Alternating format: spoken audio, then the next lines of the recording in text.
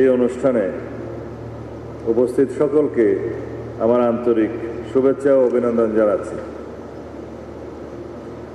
বক্তব্যের শুরুতেই আমি গভীর শ্রদ্ধার সাথে স্মরণ করছি মহান মুক্তিযুদ্ধের লাখো শহীদদের, যাদের আত্মত্যাগের বিনিময়ে অর্জিত এই বাংলাদেশ। আমি শ্রদ্ধার সাথে স্মরণ করছি শহীদ রাষ্ট্রপতি জিয়াউর রহমানকে, যিনি মহান স্বাধীনতার ঘোষণা সহ সময়োপযোগী নেতৃত্বের মধ্য দিয়ে প্রিয় বাংলাদেশকে মুক্ত করেছেন, স্বাধীনতা অর্জন করেছেন, বিজয় অর্জন করেছেন। আমি আরও স্মরণ করছি তৎকালীন জাতীয় নেতৃবৃন্দদের, যারা দীর্ঘ লড়াই সংগ্রামের মধ্য দিয়ে স্বাধীনতার পটভূমি রচিত করেছেন এবং স্বাধীনতা সংগ্রামে অংশগ্রহণ করেছেন। আমি শ্রদ্ধার সাথে আরও স্মরণ করছি 2024-এর ছাত্র গণ অভ্যুত্থানের সকল শহীদকে, যাদের আত্মত্যাগের বিনিময়ে গণতন্ত্র মুক্ত হয়েছে আমাদের এই প্রিয় মাতৃভূমি। তাদের প্রত্যাশা ও গণ আকাঙ্ক্ষা অনুযায়ী বৈষম্যহীন দেশ গড়ার প্রত্যয় নিয়ে আমাদের এগিয়ে যেতে হবে।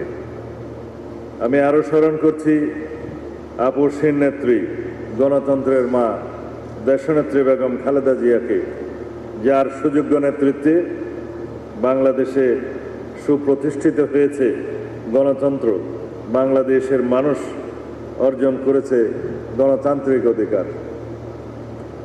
সুধীমণ্ডলী, আপনারা জানেন স্বাধীনতা উত্তর দেশের সমুদ্র উপকূলীয় এলাকায় আইন শৃঙ্খলা রক্ষার জন্য 1995 সালের 14 ফেব্রুয়ারি গার্ডিয়ান অ্যাট সি মূল মন্ত্রে উজ্জীবিত হয়ে একটি আধা সামরিক স্বতন্ত্র বাহিনী হিসেবে বাংলাদেশ কোস্টগার্ড এর যাত্রা শুরু হয়।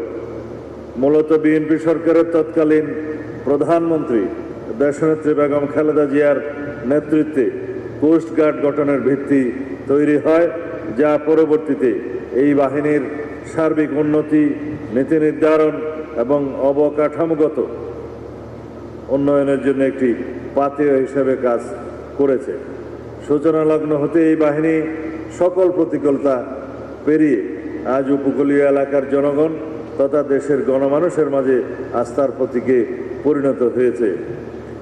দেশের সমুদ্র নদ নদী বেষ্টিত উপকূলীয় এলাকার সার্বিক নিরাপত্তা রক্ষার জন্য বাংলাদেশ কোস্টগার্ড অনন্য ভূমিকা রেখে যাচ্ছে। এই জন্য কোস্টগার্ডের সকল সদস্যকে আন্তরিক ধন্যবাদ জ্ঞাপন করছি।